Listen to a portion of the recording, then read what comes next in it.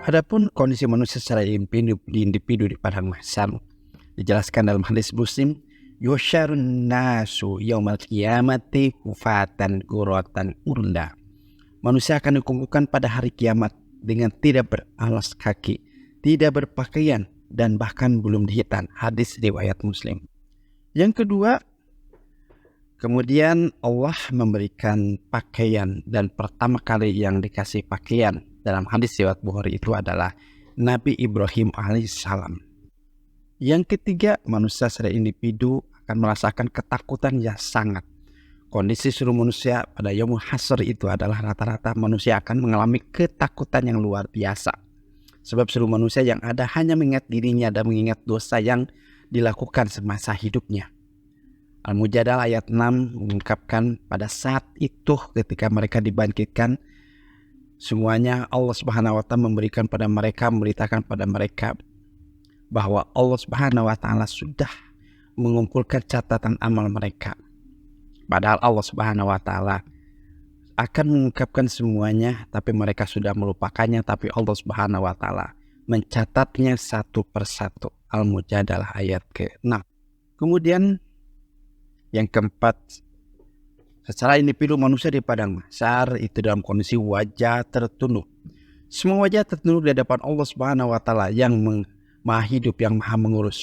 Sesungguhnya rugi bagi orang yang membuat kezaliman. Surah Toha ayat 111. Kemudian di tempat itu juga semua manusia terdiam, tidak ada yang berbicara satu sama lain. Dijelaskan dalam Al-Mursalat, inilah hari ketika mereka tidak dapat berbicara. Mereka tidak diizinkan berbicara sehingga bahkan mereka saling meminta maaf pun tidak. Surat Al-Mursalat ayat 35 dan 36.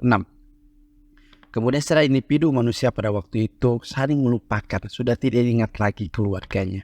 Luqman ayat 33 mengungkapkan, wahai manusia, bertakwalah pada Tuhanmu dan takutlah pada hari ketika seorang bapak tidak membela anaknya dan seorang anak tidak dapat pula membela bapaknya sedikit pun. Kemudian selanjutnya sebagian manusia dalam kondisi berlutut menyesali penyesalannya.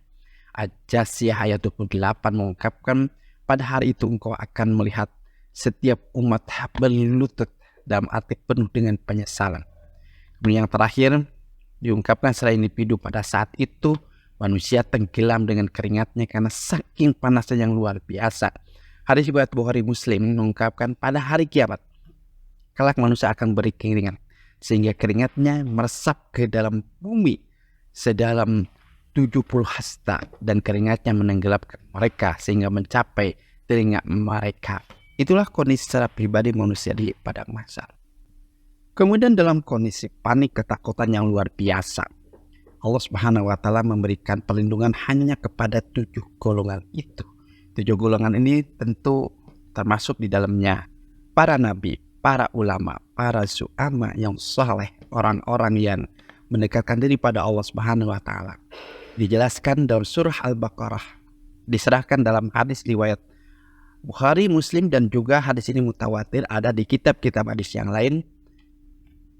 An Abi Hurairah radhiyallahu anhu anin Nabi sallallahu alaihi wasallam, sab'atun yutilukumullahu fi dhillihi yawma la dhilla illa dhilluhu, al-imamul adilu wa syabun nas'a bi'ibadatillah wa rajulun qalbuhu mu'allaqun fil masajid wa rajulani tahabba fillahi istama'a alaihi wa tafarraqa alaihi wa rajulun da'atuhum ra'atun data manasibin wa jamal faqala inni aqabullah wa rajulun tasaddaqa bi sadaqatin fakhafaha hatta la ta'lama shimaluhu ma tunfiqu yaminuhu wa rajulun zakarullaha khaliyan faqadat 'ainahu.